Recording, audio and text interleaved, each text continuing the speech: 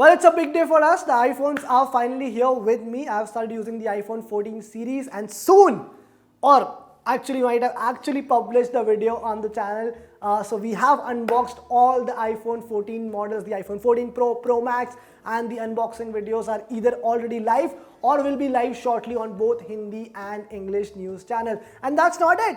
There's more happening on Fiiber. We have some new faces who have joined us, who you will definitely see on the channel very soon. So stay tuned for that. And of course, this is your favorite Let's Get Techie video where I'll take up all your questions and I try to answer them in the simplest way possible.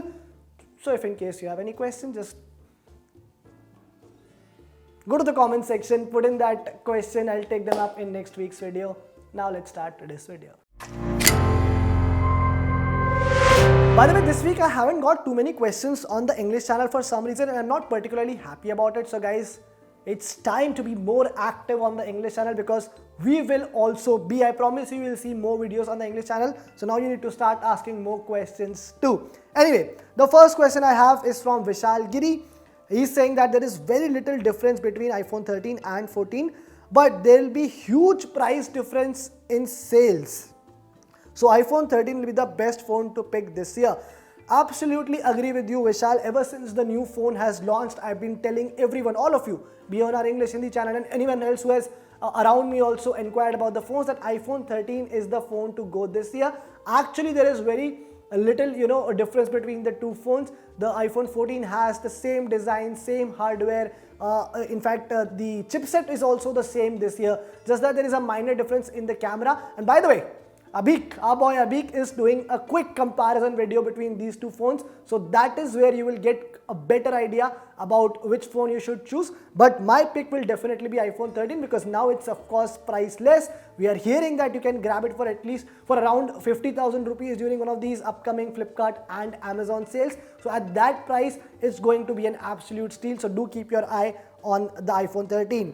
Prahlad Sharma's question is, which are the best TWS under rupees 3000? It's a very tough question. A lot of people ask me about, good wireless earbuds under rupees 3000 or 2000. And my problem is that, see, I can recommend you a good pair of TWS, but they won't be great because any product, any wireless product which comes under rupees 3000 will have some or the other issue. Either the microphone isn't that great, the call quality isn't that impressive, and more importantly, most of these earbuds have some sort of latency issue. Sometimes even the audio quality is not up to the mark. It's either too bass heavy or, there's some or the other issue. But even since you have asked me, one earbuds that I can pick because we recently reviewed them and I think Imam really liked them was Realme Buds Air 3S. The review is on the Hindi channel, so you can watch the complete review and you can figure out. There's also Oppo Enco Air 2 which comes around 2500 rupees, but then I will pick the Realme Buds Air 3S in this particular case. Next question is from Pushpendra Pandey and he has asked, why is there such a massive difference in iPhone 14 price in India and in different countries? And that's a very valid question because when you compare the price with the US pricing, and not so for the 14 model, but if you look at the iPhone 14 Pro Max, the price difference is as huge as almost 50,000 rupees. And even if you compare it to the Dubai pricing or the UAE pricing, the difference is about 37 to 38,000 rupees. Now there are a lot of factors that contribute towards it. First of all, of course, you have to look at the position of the Indian rupee in the global market right now.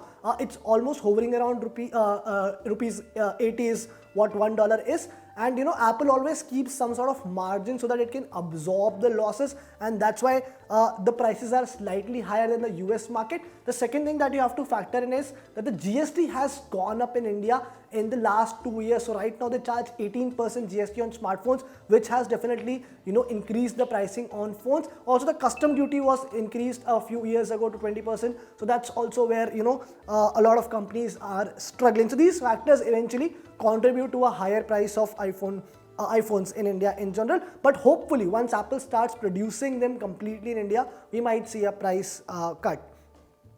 Vicky Singh is saying iQOO has launched a good 5G phone, but they have removed some options. So he's talking about the iQOO Z6 Lite, and I can't differ from you because yes, of course, it's a good 5G phone for rupees 12,000. The price is 14,000, but you are getting a 2,500 rupees discount, so it comes down to 11,500 rupees.